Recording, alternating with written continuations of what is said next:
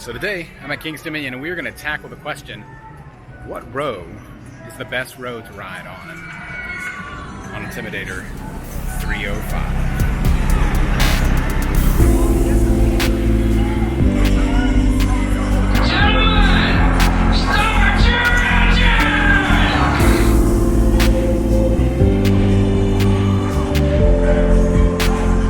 Hope you guys join me.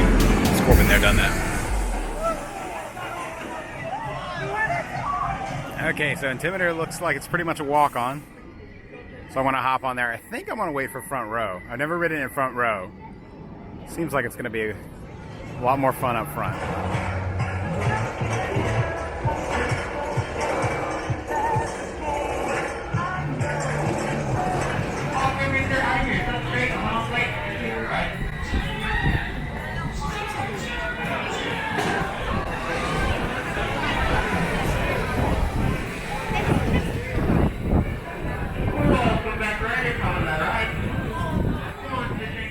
King's Dominion doesn't allow any on-ride recording, so I'm going to use their POV that they provide, and I'm going to talk you through this ride.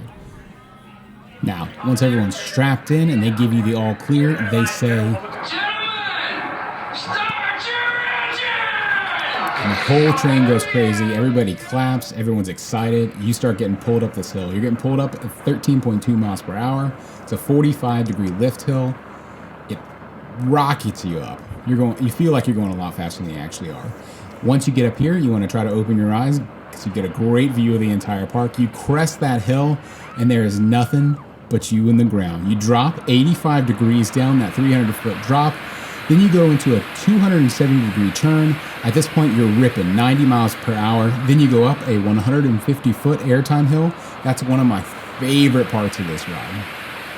Then you go back to these quick turns. This really just solidifies the race car theming. They are intense, especially if you're in the back. These turns are so intense. Then you come around and you enter into a couple more airtime hills. You get some really good floater airtime there. I really love that. This one's especially intense because your body is going straight and then it rips you to the right. So it really just subverts what your body's inertia is doing, and you really feel that, especially in the back. Then you come into one more turn and the slow brake run. Okay, I just my hair's messed, but I just got off the very front row of Intimidator, and I had to wait through about an extra 8 trains to get front row. But man, I think that might have been the best ride experience I have ever been on. I loved it. It was insane. You just drop, you crest that hill, and you're just nothing but the ground. You feel like you're falling, and then the speed, you really do feel like you're in a race car with nothing in front of you. And also, it is the most comfortable seat I've been on in that train, especially as a taller guy. You know, you got big knees. The front train is set up like a race car, so it looks like a race car. So it's completely open in the front, so you got plenty of room for your knees. There is no line, so I'm gonna go hop on again. I'm gonna ride it in the back seat and see if that's too wild, because it's pretty wild in the middle. Let's see how wild the back seat is. But man, if it's worth it. If you get the chance and it's not that much longer of a wait to ride the front row, get in that line and ride front row, because it is so good. So good. Hands down the best ride.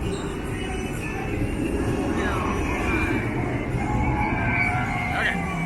Train's trying to let me. I just got off my back road ride of Intimidator 305, and it is intense in the back. It whips you around in like the absolute best way possible. It is so good, but as intense as it was, as much as I loved it, I think I still prefer front row. I'm gonna ride it one more time, and I'm gonna hop on the second row, just to see if it's like worth the extra weight for the actual extra weight for the first row, or if the second row is just as good. I'll let you know.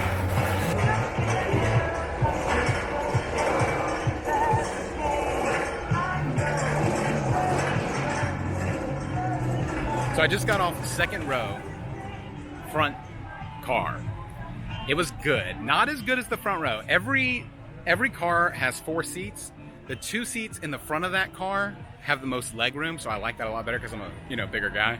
So that's a lot more comfortable. If you don't want to wait for the front row though, second row is almost as good. So I'd say if you want to hop in, that's still a great row to do it. I think what I'm going to do is I'm going to ride it one more time because I want to see back row, front car, front seats of the back row. Does that make sense? The front 2 seats out of that back car, because I think that might be even better than the actual back row. I'm gonna hop on, I'll do that, and then I'll let you guys know. It is. Also, I'm just doing it because I want to ride it again because it's so good. This is my 4th time on, and I might just keep doing it all day long. It is such a good ride. Such a good ride.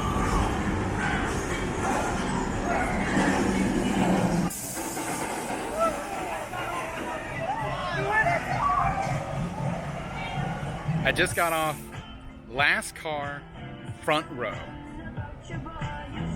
So you're not the very last row in the whole train. You're the like second to last row. That I would for sure, if you want to ride the back experience, you know, get all that wild, untamed kind of feel. I would for sure, if you're taller, go with that front section of the back car because it's just so much more comfortable and you get just as good experience. But overall, you know what?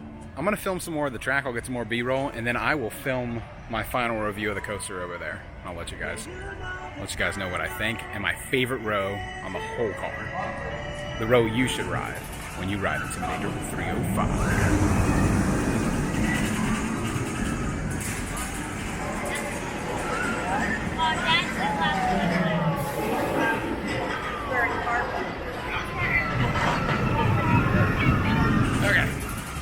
Here's my honest opinion of what row you should ride in if you want to ride Intimidator 305. What's the best row on there? Personally, for me, I think it's a front row ride. You get the views because of that height. You're really capitalizing on the height to get that front row experience. You get to see the whole park. You get that huge, humongous 305-foot drop. You get to experience that fully, and it's the most comfortable ride For sure, that's the best. If you're short on time, I would go second row.